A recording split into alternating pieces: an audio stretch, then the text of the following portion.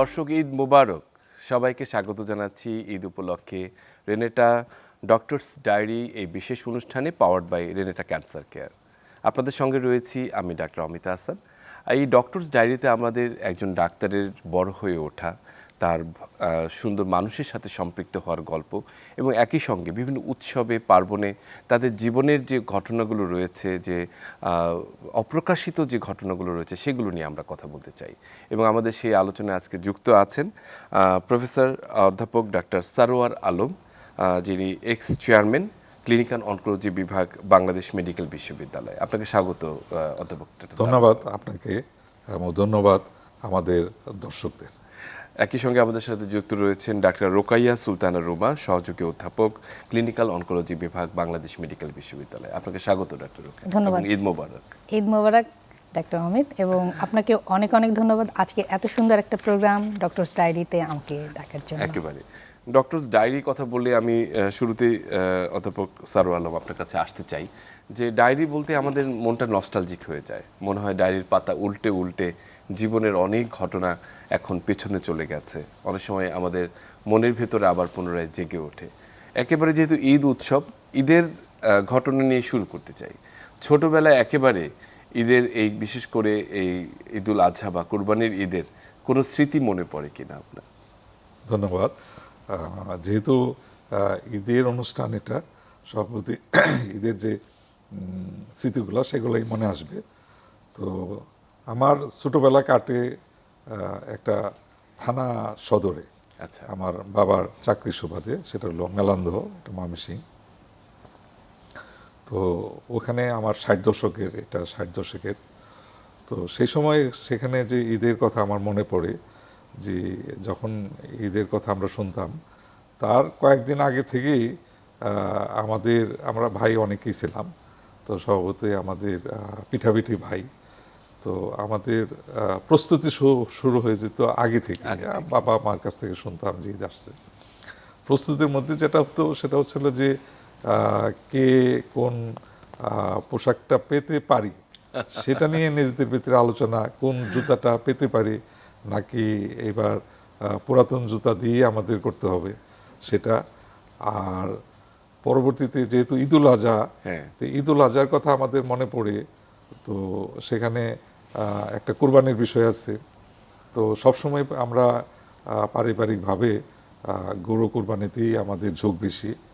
তো গরু যখন কোরবানি কেনা হতো, তখন এটা যখন আমাদের বাসায় আসতো, তখন আমাদের এই সমস্ত কেন্দ্রটা থাকতো হচ্ছে এই গরুটাকে নিয়ে। এবং আমার এখনো মনে পড়ে যে পরিচর্যার জন্য লোক থাকলেও যেটা আমরা নিজেরাই খড়টা দিতাম, নিজেরাই আমরা খাওয়াটা দিতাম, একটু গোসল করায় দেওয়ার চেষ্টা করতাম। এই জিনিসগুলো আমার মনে এবং দিন রাত একত্রিত হয়ে যেত যে ওটা কি করছে এখন দেখে আসি একটু পর পর। আর হচ্ছে পাশাপাশি ঈদের দিনের যেটা হয় সেটা হচ্ছে যে আমাদের এখন আর তেমন খাওয়ার প্রতি তো এত থাকে না, আমাদের আকর্ষণ থাকে না। কিন্তু তখন যে আকর্ষণটা সেটা হচ্ছে যে আমাদের আঞ্চলিক ভাষায় কিন্তু এটা বলে মায়ের হাতে যেটা হচ্ছে চাউলের যে পায়েসটা, এটা কিন্তু পায়েস বলে। এটা ঘন দুধ দিয়ে যেভাবে উনি রান্না করতো, আমাদের এটাই হচ্ছে মেইন আকর্ষণ। শুরু হতো যে আমরা মায়ের হাতের আমরা পায়েসটা খাবো। আর আরেকটা জিনিস আমার মনে হতো, সেটা এখন আমার বাবাও নাই, মাও নাই, মারা গেছেন তারা বহু আগে। তো এই যে সবসময় যেটা হচ্ছে, কখনোই এখন তো বেশিরভাগ ঈদের জামাতগুলা কিন্তু মসজিদেই বেশি হয়, মাঠ বলতেই তো কম। তো আমার মনে আছে যে আমাদের সবসময় আমরা এই ঈদের মাঠে যেতাম, এবং বাবা সকালবেলা যে আমাদের যে তখন ওই সময় ছোটদের পাঞ্জাবি পরার কোনো ছিল না, শার্ট পরে যেতে হতো। কিন্তু একটা জিনিস মনে আছে যে তীব্র আতরের গন্ধ, এটা ওই সময় খুব দামি উপজেলা বা থানা শহরে ভালো আতর পাওয়া যেত না। তো ওই আতর যেটা দিত, ওই আতরের তীব্র গন্ধটা এখন আমার মনে আছে। বাবা ওই আমাদের কানের পিছনে এবং তুলো দিয়ে। ছোট্ট তুলো দিয়ে এটা লাগিয়ে দিত। এই গন্ধটা এখনো কিন্তু আমার মনে মানে এই আছে। যে ছোটবেলার গন্ধ কিছু স্মৃতিতে আসলে এখনো এটা ফিরে আসে, এখনো nostalgic মনে হয়ে পড়ে। আসে। খুব সুন্দর করে বললেন একেবারে শুরু থেকে ছোটবেলার ঈদের কথা আমরা শুনবো পরে আরো। তার আগে ডাক্তার রোকেয়া আপনার কাছে আসি যে ঈদের শুরুটা ছোটবেলার কোরবানি ঈদের কথা মনে আছে কিনা, এবং একটি বড় ব্যাপার হচ্ছে মেয়েরা সাধারণত হয়তো দেখা গেলো যে অবশ্য রান্নাঘরের সাথে কিন্তু সম্পৃক্ত থাকে, মাকে একটু সাহায্য করা বা কোনো কিছু করা, এরকম কিছু কোনো স্মৃতি মনে আছে কিনা? আসলে আমরা যখন অনেক বেশি ছোট তখনকার স্মৃতি অত বেশি মনে নাই, শুধু মনে আছে যে আমি আসলে বড় বেলাতেও কোরবানি যে হয়, কোরবানি দেখতে একটু ভয় পাই। তো ওই সময়টা কিন্তু আমাদের যে গরু বা ছাগল যেটাই কেনা হোক না কেন, ওইটার প্রতি, গরু সাধারণত দেখা যেত যে অন্য কয়েকজনের সঙ্গে একত্রেই কেনা হতো ছোটবেলায়, কিন্তু ওইটা আমাদের, বা ওটাকে একটু গিয়ে দেখে আসা, পাশে গিয়ে ও কি করতেছে, ওর কি মন খারাপ। তারপর ছাগল কিনলে সাধারণত দেখা যেত আব্বা ওটা কোরবানির পরে ওটাকে একাই আব্বা করতেন, প্রিপেয়ার করতেন, আমরা তখন পাশে দাঁড়িয়ে থাকতাম। আর গরু কিনলে সব যখন হয়ে যাবে, সব যখন প্রিপেয়ার করতেছে, ভাগ করতেছে, আমরা তখন পাশে গিয়ে দাঁড়াতাম, দেখতাম যে আসলে কিভাবে করতেছে। এইটাও আমার মনে হয় ওইটাও একটা আনন্দের পার্ট ছিল ছোটবেলায়। এরপর যখন নিয়ে এসে কিছু মাংস আগে থেকে নিয়ে এসে দেখা যায় যে রান্না শুরু করে দেয়, শুরু করার পরে এই রান্না হবে, আমরা অপেক্ষা করছি, রান্নার একটা সুন্দর গন্ধ পুরো বাসায় ছড়িয়ে যেত। তো এইটা একটা বিষয় ছিল। আর আমি খুব ছোটবেলায় আমি আসলে ঈদের রান্না আমি ওভাবে আমাকে করতে হয় নাই, আম্মা করতেন, আমি দেখতাম আব্বাও আম্মাকে সাহায্য করতেন, আমার বড় বোন ছিল ও করতো। তো একবার হলো কি যে আমার দাদু বাড়িতে আমরা রান্না করে পাঠাবো, তো আপা আমার বড় বোন ও রান্না করেছে, ও ভালো পারতো, তো ও রান্না করেছে, তো আমার মনে হলো যে আমিও করি। হ্যাঁ, তো আমি রান্না করতে গেলাম, আমার রান্না একদম পোলাও রান্না করলাম, পোলাওটা একদম নরম হয়ে গেল, নরম মানে এমন বেশি নরম হলো, তারপর মনে হলো যে না এটাই পাঠাবো। দুইটা বাটিতে করে, একটা আপার একটা আমার, এরকম রান্না আমরা পাঠিয়ে দিলাম। আমরা একটু দূরে থাকতাম, আব্বা নিয়ে গেলেন, ওইবার আমরা বাড়িতে যেতে পারি নাই। আমার দাদু এই রান্না খেয়ে খুশিতে দাদুর চোখে পানি চলে আসছে। এটা আমার খুব, হ্যাঁ, মানে উনি এতই খুশি হয়েছেন যে ওইটা ওনার মনে হয়েছে যে এটা এতই তার আনন্দের ছিল। আমার মনে হয় যে এখন আমি ওইটা ফিল করতে পারি, তখন একটু খারাপ লেগেছিল যে আমার রান্নাটা ভালো হয় না, উৎসাহ হিসেবে কাজ করে ওইটা, কিন্তু এখন আমি মনে করি যে বোঝা যায় যে বড়রা স্নেহ করে, তার যেটাই করুক না কেন তাকে উৎসাহ দেওয়ার জন্য বা মন থেকে যে মানে স্নেহটি দিতেন, সেটা কিন্তু আসলে বলার মতো নয়। ছোটবেলায় আমরা দেখতাম যে রান্না ঈদের পরে, ঈদের দিন তো আমরা এই কোরবানির মাংস খেলাম, ঈদের পরের দিন থেকে শুরু হতো আমাদের কোরবানির মাংসের ভাজা খাওয়ার উৎসব। মানে হাফ প্লেট ভর্তি করে প্রায় এই সেই সলিড পিসগুলো একটু ভাজাটা হয়ে যেত, আর আমরা সবাই ওটাই খেতাম, খুব পছন্দ করতাম। এটা আমার খুব মনে আছে। আচ্ছা, এখন কি করেন? এখন তো আসলে চিত্র অন্যরকম হয়েছে, একেবারে ভিন্ন। এখন বাচ্চারা কি খাবে, ওরা কি পছন্দ করবে, গেস্ট আসবে, আমি আসলে কি প্রিপারেশন নিতে পারি, সেটার জন্য নিজেকে প্রিপেয়ার করতে হয়। একেবারে মানে চিত্রটি কিন্তু একেবারে উল্টে গেল। এটা কাবাব করব, বা এই মাংসটা এভাবে রান্না করব, ওইটা ওভাবে করব, আসলে এটার সঙ্গে কোরবানির মাংসের সঙ্গে রোস্ট করব কি করব না, বা এইগুলোই চলে আসবে। খাবার দাবারের কথা মনে করিয়ে দিলেন, আমরা নিশ্চয়ই আপনার কাছে আসবো।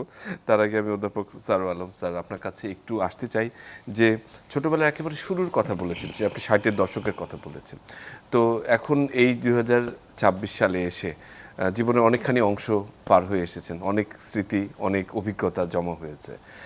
এই যে কালচারাল যে একটা চেঞ্জ হয়েছে, বা আমাদের বর্তমান যে প্রজন্ম রয়েছে তাদের মাঝে যে সেই ঈদের উৎসাহটি কি দেখেন, ঠিক সেইভাবে কি মনে হয় যে এখনকার কালচারটিকে আপনার কাছে কেমনভাবে আসলে এটাকে গ্রহণ করেন? জি, ধন্যবাদ। তো আপনি একটা খুবই সময়োপযোগী একটা প্রশ্নটা উঠাইছেন। সেটা হচ্ছে যে তখনকার যে সামাজিক অবস্থা, সেই প্রেক্ষাপটে ঈদ আর এখন যে সামাজিক প্রেক্ষাপটে, সেটার মধ্যে ঈদের যথেষ্ট পরিমাণ গুণগত, অবস্থানগত এবং আমাদের বোধগত পার্থক্য রয়েছে। সেটা হচ্ছে যে সেখানে আমাদের ছোটোবেলায় যে ঈদের উদযাপনটা হতো সেটার ভিতরে এক ধরনের যৌথ ভাবে অংশগ্রহণ ছিল যৌথ অংশগ্রহণ ছিল, কি পারিবারিকভাবে, কি সামাজিকভাবে, কি আমাদের অন্যান্য সাংস্কৃতিকভাবে আমাদের একটা যৌথ অংশগ্রহণ ছিল।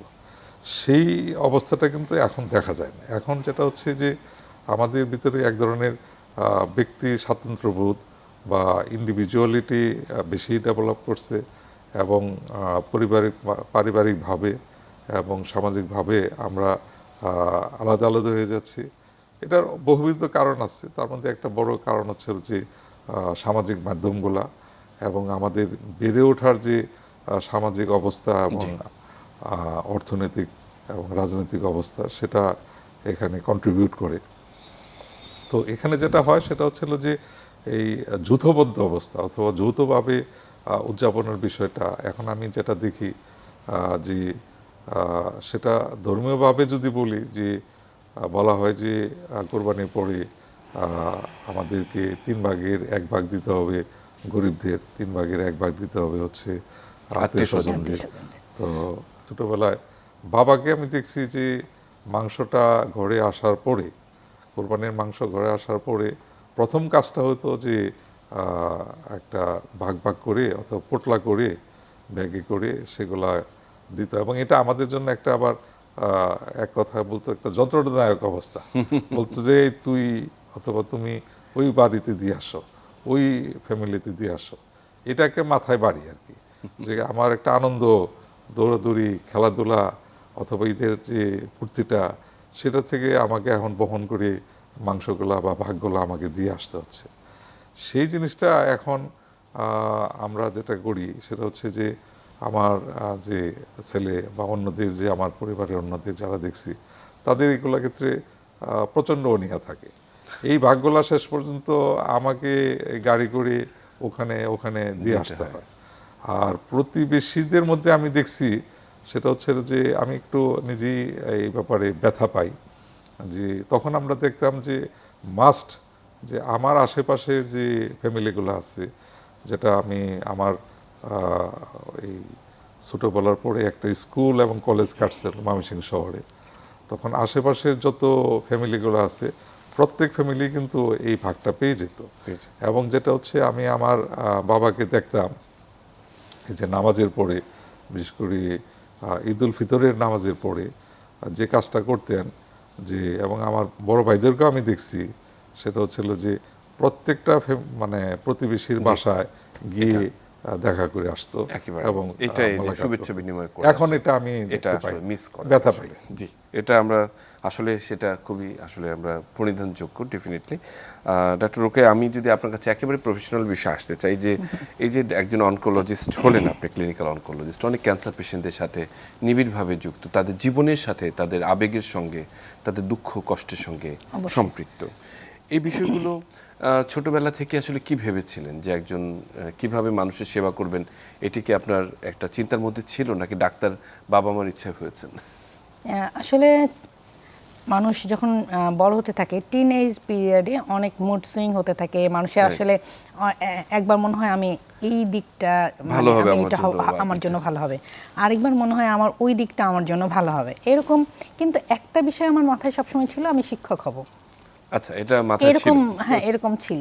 তো চিকিৎসক হব এরকম আসলে আমি দেখেছি আমার পরিবারে অনেক চিকিৎসক আছেন ছোটবেলা থেকে, তাদের ব্যস্ততা দেখে আমার মনে হয় আমি এইটা হব না, আমি অন্য কিছু হব। কিন্তু শেষ পর্যন্ত আমি যখন চিকিৎসক হয়েছি, তারপর হয় না, আরেকটা বিষয় আমার মাথায় কাজ করতো সবসময়, যে সৃষ্টিকর্তা আমাদেরকে যে পাঠিয়েছেন নিশ্চয়ই কোনো না কোনো উদ্দেশ্যে পাঠিয়েছেন। একটা উদ্দেশ্য তো হচ্ছে তার ইবাদত করা, তো আরেকটা কোনো না কোনো উদ্দেশ্য নিশ্চয়ই আছে। এখন আমি যে এই অনকোলজিতে এসেছি, আমি যে এই ক্যান্সার পেশেন্টকে দেখছি, আমার নিজের মনে হয় আমাকে চিকিৎসক এজন্যই পাঠিয়েছেন। হ্যাঁ, তো এইটা আসলে আমার মনে হয় এখন, তখন ছোটবেলা থেকে অতখানি মনে হতো না, কিন্তু বড় হতে হতে একটা সময় আমি যখন অনকোলজিতে আসলাম, আমার বাবা ক্যান্সারে মারা গিয়েছেন। ওনার কার্সিনোমা স্টমাক ছিল, ওই সময়টা আমি আসলে আমাদের বাড়ি কুড়িগ্রাম, আর রংপুর জোনেও আমরা তখন কোনো ক্যান্সার বিশেষজ্ঞ এরকম করে পাই নাই। আব্বাকে আমরা ওখান থেকে ঢাকায় নিয়ে আসতে হতো, আমাদের সার্জারিও ঢাকায় হয়েছে, তারপরে কেমোথেরাপিও উনি ঢাকাতেই পেয়েছেন। এই যে কিন্তু খুব কষ্ট হতো। আর আমরা তখন 3 ভাই বোন মেডিকেল স্টুডেন্ট। আমার বড় বোন সলিমুল্লাহ মেডিকেলে পড়তো, ওর কাছেই নিয়ে আসা হয়েছিল। আমার বড় ভাই রংপুর মেডিকেলে পড়তো, আমি তখন ময়মনসিংহ মেডিকেল কলেজে। আমরা তখন অনকোলজি, আমি আসলে অত কিছু বুঝি না, আমি 3 জনের মধ্যে আমি ছোট। তো কিন্তু এই যে নিয়ে আসার সময় আমার অনেক কষ্ট হতো। আর তারপরে আমি যখন MBBS পাশ করলাম, পোস্ট গ্রাজুয়েশনের সময় সবাই আমরা মনে করি, হয় না যে আমাদের তো আসলে অনেক চিকিৎসক প্রয়োজন, তো আমরা দেখতাম আমাদের গাইনোকোলজিস্টও প্রয়োজন অনেক বেশি। আমি মনে করতাম হয়তো আমি ওই দিকেই যাব। কিন্তু একবার আমার মনে হলো যে আমাদের নর্থ বেঙ্গলে আসলে অনকোলজিস্টের একেবারে তখন এত মানে একেবারে কোনো পেশেন্ট অনকোলজি সার্ভিস ওরকম করে পাওয়ার কোনো সুযোগ ছিল না। আমার মনে হলো যে আমি এই দিকটায় যাই, যদি কোনোভাবে মানুষের সাহায্যে আসতে পারি আমি, সেজন্য আমার আসলে অনকোলজিতে আসা। এখন ওই যে বললাম যে সৃষ্টিকর্তা মনে হয় যে কাকে পাঠিয়েছেন, সেজন্য খুব সুন্দর করে শুনলাম। অধ্যাপক স্যার আলম স্যার, আপনার এই জীবনের, আপনি একজন প্রাপ্তি হিসেবে একজন চেয়ারম্যান ছিলেন Bangladesh medical university clinical oncology, এবং অনেক স্টুডেন্ট তৈরি করেছেন যারা বিভিন্ন জায়গায় ভালো করছে, কাজ করছে। একই সঙ্গে একজন অধ্যাপক হিসেবে গ্রেড 1 অফিসার হিসেবেও কিন্তু আপনি একটি অবস্থান অর্জন করেছেন, যেটি আসলে প্রণিধানযোগ্য। প্রাপ্তি এবং এই যে অপ্রাপ্তি, এই বর্তমান সময়ে এসে কি মনে হয় যে কিছু রয়ে গেল, যে কিছু এই জিনিসটি করা হলো না, এরকম মনে হয় কখনো? ধন্যবাদ। আপনি আমার মনের কথা বলছেন। অ্যাকচুয়ালি আমি আমার যে দীর্ঘ যে কর্মজীবন, সেটার দিকে যদি পিছনে তাকাই, এবং জাস্ট রিসেন্ট পাস্ট আমার কিন্তু PRL, যেটা পোস্ট রিটায়ারমেন্ট লিভ, এটা কিন্তু এখনও শেষ হয়নি। তো একেবারে আমি রিটায়ার্ড হয়ে গেছি এই কথাটা এখন আমার আসে নাই। তো সভাপতি মাঝে মধ্যেই আমাকে পিছনে তাকাইতে হয়। তো সেক্ষেত্রে বলতে আমি বিনয়ের সাথেই বলি যে আমি কিন্তু পেয়েছি অনেক, হ্যাঁ, এবং আমি দেওয়ার চেষ্টা করছি অনেক। তো আমার অপ্রাপ্তির দিক থেকে আমি খুব যে মানে মানে আমার যে আশাগুলো ছিল সেগুলো পূরণ হয় নাই এরকম খুব কম। তো সবচেয়ে আমি গর্ববোধ করি যে আমার পাশে যে আমাদের রেসিডেন্সি প্রোগ্রাম, যেটা MD অনকোলজি, যেটা তৎকালীন বঙ্গবন্ধু শেখ মুজিব মেডিকেল বিশ্ববিদ্যালয়, এখন বাংলাদেশ মেডিকেল বিশ্ববিদ্যালয়। তো সেই সময় শুরু হয় 2010 সনে। তো আনফর্চুনেটলি আমাদের প্রথম ব্যাচের যে 2-3 জন ছিল, এরা যে কোনো কারণে হোক লেফট আউট হয়ে যায়। তো সেটা আমরা সেই প্রথম ব্যাচটাকে আর প্রথম বলি না, এরা ছিল দ্বিতীয় ব্যাচ, এরা ছিল 4 জন। এবং এখন প্রথিতযশা বিভিন্ন সেন্টারে, যেমন এখন সেই বাংলাদেশ মেডিকেল ইউনিভার্সিটির ক্লিনিক্যাল অনকোলজি বিভাগের অ্যাসোসিয়েট প্রফেসর এবং অন্যান্য যারা আছে, একজন কর্নেল আছে। আমার প্রচুর স্টুডেন্ট এই প্রথম ব্যাচ থেকে শুরু করে, এদেরকে আমরা প্রথম ব্যাচ বলি না। এই প্রথম ব্যাচ থেকে শুরু করে আমি অত্যন্ত গর্বিত এবং আনন্দিত এবং সুখী। সারা বাংলাদেশে ছড়িয়ে আছে এই MD অনকোলজি করা অত্যন্ত দক্ষতার সাথে, এবং অত্যন্ত এরা পরিশ্রম করছে। কিন্তু 5টা বছরে আপনি জানেন কিনা, আমাদের MD অনকোলজি কোর্সটা হচ্ছে মেডিকেল অনকোলজি এবং রেডিয়েশন অনকোলজি, দুইটাই কিন্তু ইনক্লুডেড। এটা হচ্ছে রয়্যাল কলেজে যে ফেলোশিপ আছে, সেই ফেলোশিপের আদলে এটা করা হয়েছে।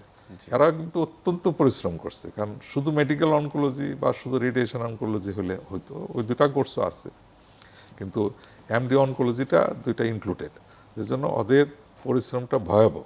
সেই পরিশ্রমটা করে তারা যে বিভিন্ন জায়গায়, বিভিন্ন সেন্টারে, হাসপাতালে, সরকারি বেসরকারি সব জায়গায়, কিন্তু আমি বলবো, কথাটা শুনতে কেমন শোনা জানে, এরা ডোমিনেট করতেছে, এরা প্রাধান্য বিস্তার করছে বিভিন্ন জায়গায়।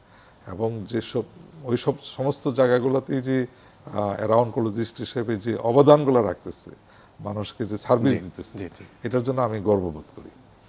একেবারে এটা আসলে খুবই সবচেয়ে বড় প্রাপ্তির জায়গা, যে আপনার স্টুডেন্টরা সবাই খুব ভালো করছে এবং মাইল ফলক হিসেবে তারা কাজ করছে। ডক্টর রোকাইয়া, একদম তো আসলে মেন্টর এবং মেন্টি এই সম্পর্কের মধ্যে চলে আসলাম আমরা আর কি ছাত্রী হিসেবে। আমরা একটু যদি মনে করি যে এই পড়াশোনার বাইরেও, এই সংসারের বাইরেও আরও কিছু কি কখনো করতে ইচ্ছে করেছে কিনা, যে আমি হয়তো একটা গান শিখতে চেয়েছিলাম, ছবি আঁকতে আমার তো চেয়েছিলাম? খুব বেশি ইচ্ছে করতো আমি আর্ট শিখবো। আমার এখনো মাঝে মাঝে আমি যখন কখনো কখনো এরকম আমি এতগুলো রং তুলি কিনে ফেলি, এখনো কালার প্যালেট কিনে ফেলি, কিনে আমার মনে হয় যে আমি আর্ট শিখবো। এখনো আমার মনে হয় আমার যদি কখনো অবসর আসে, আমার এখনো মনে হয় যে আমি পেইন্ট করব, আমি আর্ট করব, এগুলো আমার মনে হয়। আমাদের এই জিনিসটা আমার অনেক বেশি ইচ্ছা, কিন্তু আমি এভাবে কখনো প্রাতিষ্ঠানিকভাবেও আমি শিখতে পারিনি বা করা হয়নি। কিন্তু আমি কখনো আমার এই খুব বেশি মনে হয় যে আমি এই যে যদি একটু আঁকতে পারতাম, মানে এখনো সময় পেলে হয়তো করতাম। এখনো মনে হয়। আমাদের কি কোনো কিছু শোনাবেন নাকি আজকে? কি শোনাবো, একটু দু লাইন? আচ্ছা ঠিক আছে। আমি বুঝতেই পারছেন আমি সঙ্গীত শিল্পী নই এবং আমি এটা নিয়ে খুব বেশি পারি না, তবু আমি চেষ্টা করি। দু লাইন শুনি। রবীন্দ্রসঙ্গীত আমি শুনতে খুব পছন্দ করি, তো এটারই একটু দু লাইন একটা শোনাই। ওলির কথা শুনে বকুল হাসে, কই তাহার মতো তুমি আমার কথা শুনে হাসো না তো। ওলির কথা শুনে বকুল হাসে, কই তাহার মতো তুমি আমার কথা শুনে হাসো না তো। ধরার ধুলিতে যে ফাগুন আসে, কই তাহার মতো তুমি আমার কাছে কভু আসো না তো। ওলির কথা শুনে বকুল হাসে, কই তাহার মতো তুমি আমার কথা শুনে হাসো না তো। অসাধারণ, অসাধারণ। আমরা আসলে একেবারেই মানে এই চিকিৎসা, অনকোলজি রোগী সবকিছুর বাইরে যে আউট অফ বক্স আপনি আমাদের দু লাইন গিয়ে শোনালেন, অসংখ্য ধন্যবাদ। আমি প্রফেসর সারোয়ার আলম আপনার কাছে একটু শুনতে চাই এক্সট্রা। আমি শুনেছি যে আপনি অনেক কবিতা পড়েন, বিশেষ করে আবুল হাসান আপনার একজন প্রিয় কবি। সেই বই থেকে বা কবিতার অংশ থেকে দু চার লাইন আমরা শুনতে পারি কিনা? জি, ধন্যবাদ। আবুল হাসান সম্পর্কে একটা কথা আমি একটু বলি। সে যে প্রতিভাধর, আমরা আমাদের তো অনেকেই ছিল, কিন্তু অত্যন্ত প্রতিভাধর যদি আমি কবি বলি 70 দশকে, তাহলে কবি আবুল হাসান। উনি খুব একটা কবিতা কিন্তু লেখেন নাই, ওনার সম্ভবত, আপনিও তো একজন আবৃত্তিকার এবং আপনিও কবি আবুল হাসানের কবিতা আবৃত্তি করছেন, ভিডিওতে ইউটিউবে পাওয়া যায়। তো অ্যাকচুয়ালি আপনি দেখেন কবিতার যে তার শব্দচয়ন, তার ছন্দ, অবশ্যই এগুলা কিন্তু একেবারে অন্যরকম। এবং সেটা হচ্ছিল যে ওনার কিন্তু বেশি কবিতার বই নেই, আমি যদি ভুল না করে থাকি ওনার 5টার মতো কবিতা বই, এবং পরবর্তীতে একটা অপ্রকাশিত কবিতা বই একটা বের হয়েছে। তো আমি এই পৃথক পালঙ্ক ওনার একটা খুবই বিখ্যাত কবিতার বই। পৃথক পালঙ্ক থেকে একটা ঝিনুক নীরব সহ সেই কবিতাটা খুবই মানে ছোট্ট কবিতা, কিন্তু এটার আবেদন কিন্তু অন্যরকম, অর্থ অনেক, এবং এটা খুবই জনপ্রিয় একটা কবিতা। মাত্র এটা 3 লাইনের, আমি পড়ি। ঝিনুক নীরবে সহ, কবি আবুল হাসান। ঝিনুক নীরবে সহ, ঝিনুক নীরবে সহ, ঝিনুক নীরবে সহে যাও, ভিতরে বিষের বালি, মুখ বুঝে মুক্ত ফলাও। ধন্যবাদ। অসাধারণ। এই যে নীরবে, আসলে আমাদের অনেকের জীবনেই আমরা এরকম নীরবে সয়ে যে মুক্ত ফলনের কাজে নিয়োজিত, এবং আপনার চিকিৎসক যারা রয়েছেন তারাও কিন্তু নীরবে নিভৃতে মানুষের জন্য কাজ করে যাচ্ছেন। এটি একেবারেই খুবই চমৎকার এবং আজকের সাথে খুবই প্রাসঙ্গিক। আপনারা আপনাদের জীবনের অনেক কিছু অংশ আমাদের সাথে শেয়ার করেছেন। অনেক ছোটবেলার ঘটনা শুনলাম, চিকিৎসার পেশায় আসার ঘটনা শুনলাম, একই সঙ্গে কবিতা এবং গানও শোনা হলো। এবং আপনাদের অসংখ্য ধন্যবাদ আমাদের সঙ্গে এতক্ষণ যুক্ত থাকার জন্য, এবং ঈদ মোবারক। আপনাকে ঈদ মোবারক। আমাদের যারা দর্শক আছে তাদেরকেও ঈদের অনেক অনেক শুভেচ্ছা। ভালো থাকুন, মঙ্গলে থাকুন, সুখে থাকুন। জি, আজকে স্যারকে সহ আমার শিক্ষক হ্যাঁ। তাকে সহ আমাকে যে স্টেজে ডেকেছেন এর জন্য আপনাকে আন্তরিকভাবে আমি ধন্যবাদ জানাই, এবং ঈদ মোবারক সকলকে। সবাইকে ধন্যবাদ। সুপ্রিয় দর্শক, আমরা একেবারে শেষ পর্যায়ে। আমরা জানি যে এই চিকিৎসকদের জীবনের ভেতরের কথা, তাদের ভেতরে যে অদম্য প্রতিভা রয়েছে সেগুলো অনেক ক্ষেত্রে বিকশিত হয় না, অনেকে নীরবে নিভৃতে ঝিনুকের মতো সয়ে যায় এবং মাঝে মাঝে মুক্ত ফলায়। আজকের আমাদের অনুষ্ঠানে আমরা যেরকম কবিতা এবং গান শুনলাম, একই সঙ্গে এটিও সত্য যে এই বিশেষ অনুষ্ঠানগুলোতে তাদের জীবন কিন্তু অনেক, আমরা বলবো যে স্যাক্রিফাইসে ভর্তি, কারণ অনেক রোগীর সঙ্গে তারা সম্পৃক্ত থাকেন, অনেক জরুরি সেবার সাথে সম্পৃক্ত থাকেন, এবং এই যে রোগীর সাথে আস্থার যে বন্ধনটি সেটিকে আরও দৃঢ় করেন। আমরা সম্প্রতি দেখতে পেয়েছি যে রোগীর সাথে ডক্টরদের যে একটি আস্থার সংকট ঘটছে, সেই বিষয়ে কিন্তু আসলে অনেক বেশি কাজ করা প্রয়োজন, এবং এটিকে আরও পুনরায় আরও সংঘবদ্ধ করা, শক্তিশালী করা প্রয়োজন। আমরা জানি যে এই মাসেই আসলে আমাদের জাতীয় কবি কাজী নজরুল ইসলামের জন্মজয়ন্তী ছিল, এবং তারই কবিতার একটি বিখ্যাত গান, কবিতার একটি অংশ দিয়ে আমি শেষ করতে চাই, এবং সেটি এই কোরবানির যে এই আত্মত্যাগ, উৎসর্গ এবং মানুষের সাথে যে সাম্যতা, সব কিছুর সাথে সম্পৃক্ত।